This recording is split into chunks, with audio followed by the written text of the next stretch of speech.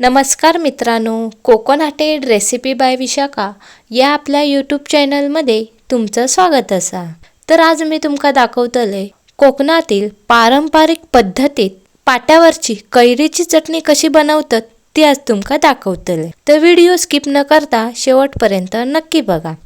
आणि ह्या चॅनलवर तुम्ही नवीन असाल तर चॅनलला सबस्क्राइब करा, लाईक करा आणि जास्तीत जास्त लोकांपर्यंत शेअर करा। तर चला रेसिपी सुरुवात करूया। होय बघा, मी हिरवी कैरी घेतलंय।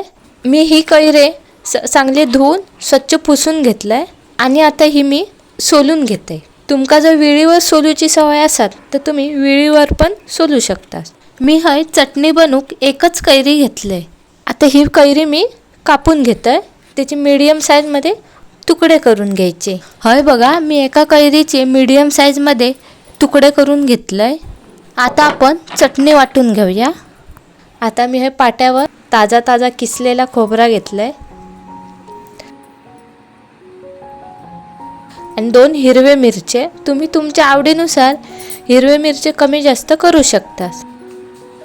आता मी 4 लसणाचे पाकळे घेतले, थोडासा आला घेतलाय आणि हे आपण मगाशी कैरीचे तुकडे करून घेतलेले ते तुकडे आणि अर्धा चमचा जिरे, थोडंसं पुदिनो आणि हिरवीगार कोथिंबीर। आता ह्याच्यात मी टाकतले थोडासा मीठ टाकून घेते। आता ह्या मी पाट्यावर वाटून घेते। लक्षात ठेवा, पाट्यावर वाटताना पाणी घालायचं नाही, अशीच वाटायची चटणी। जर तुमच्याकडे पाटो नसत तर तुम्ही ही चटणी मिक्सरमध्ये पण वाटू शकता। आता आपण ही चटणी वाटून घेऊया। अशी वाटून घ्यायची।